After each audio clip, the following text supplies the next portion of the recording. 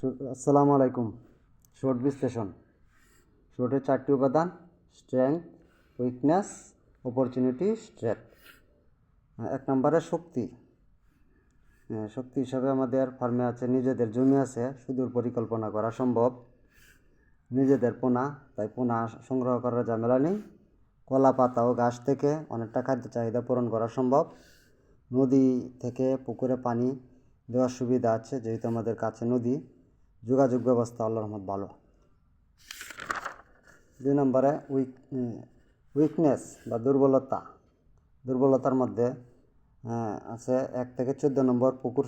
14 নম্বরের পুকুরসমূহ সামনের, এগুলো উঁচু জমিতে হওয়ায় পাড়গুলো উঁচু হয়ে গেছে, যার ফলে পুকুরের পানি ধারণ ক্ষমতা অনেক কম। উঁচু পার হওয়ায় জাল টানার অসুবিধা। এক পুকুর থেকে অন্য পুকুরে জাল নিতে গেলে জাল ছিঁড়ে যায়। পাড়ের মাটিতে রস থাকে না।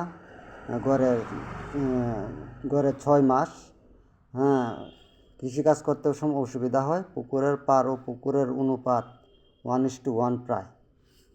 পুকুরের যন্ত্রপাতি রক্ষণাবেক্ষণের খরচ বেশি। মোটরগুলা প্রায়শই জ্বলে যায়।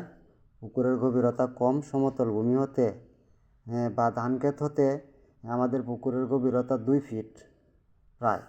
পুকুরের পাড়ে গাছের পরিমাণ বেশি হওয়ায় যার ফলে উৎপাদনের লক্ষ্যমাত্রার চেয়ে 20% কম হয়। পর্যাপ্ত সেচ সুবিধার অভাব আছে।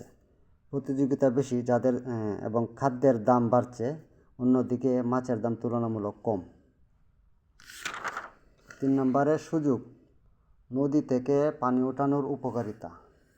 নদীর প্রাকৃতিক উৎস, শতভাগ নিরাপদ। গভীর নলকূপের মতো সাইট নষ্ট হওয়ার ভয় নেই। অলির মোটর স্থাপন করলে রক্ষণাবেক্ষণ ও পরিচালনের যে খরচ, তা আমাদের বহন করতে হবে না।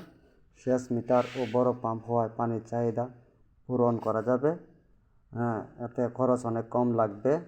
প্রায় 70% খরচ কমে আমরা পানি পাবো। পাকা ড্রেনের মাধ্যমে পার মজুদ ও স্থায়ী সম্পদ বৃদ্ধি পাবে। প্রয়োজনে আমাদের শিল্প মিটার থেকে 2-3 গুঁড়া পাম্প নিয়ে পরিচালনা করা সম্ভব হবে।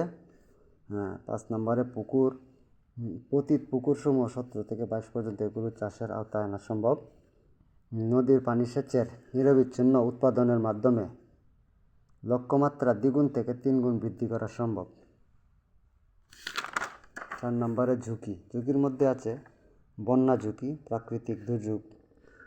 15 থেকে 22 নং পুকুরের মধ্যে পাড়সমূহ খুবই দুর্বল, যার ফলে তলিয়ে যাওয়ার খুবই সম্ভাবনা তৈরি হয় এবং অনেকগুলা পুকুর পতিত থাকে। মাছের রোগ আছে ঝুঁকি হিসাবে, এবং চুরির ভয়, খাদ্য সরঞ্জাম এবং বাজারের প্রতিযোগিতা বেশি।